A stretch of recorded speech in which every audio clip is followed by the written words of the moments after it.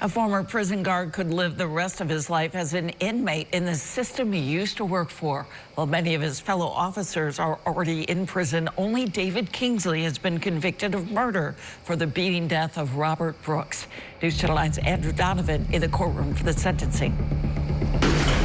For years as an officer, David Kingsley worked around people wearing prison jumpsuits. Now he has one to match, and he has an apology. I would like to offer my heartfelt apology to the Brooks family.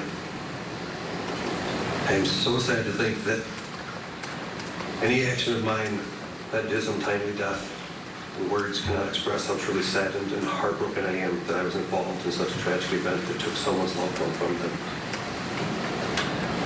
I, like many others, including the Brooks family, will have to live with that for the rest of my life. Thank you. The judge sentencing David Kingsley to a minimum of 25 years in prison. At maximum, he could die an inmate. It may have been the first time it actually dawned on him. I don't think he joined the New York State Department of Corrections to become an animal. But somebody has to address the issue of what happened to him. What changed him in his period of time as a corrections officer to have such utter, abject, irrefutable disregard for a fellow human being's life. Kingsley's the only former guard convicted of murder. His trial co-defendants were acquitted by the same jury, but others pled guilty to manslaughter.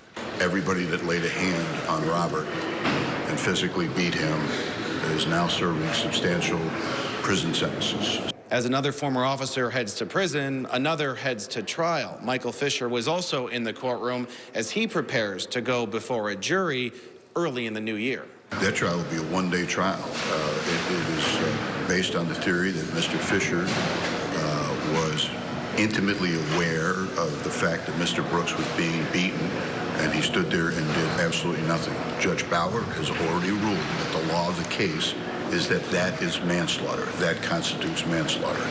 That's what I intend to present to a jury. It's now been more than a year, but Robert Brooks' family is another day closer to justice. In Utica, Andrew Donovan, News Channel 9.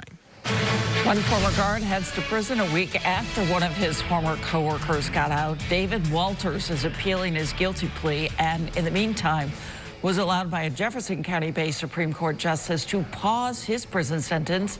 On Monday, Special Prosecutor Bill Fitzpatrick will ask a judge to reconsider the release. I've been DA for 32 years. We cannot find a case where someone has pled guilty and then has been released by a Supreme Court justice from another county. The judge will hear arguments from the DA on Monday. Download the WSYR Plus app on your TV to stream News Channel 9 for free. Just go to your smart TV, search WSYR Plus in the App Store, and download to start streaming today.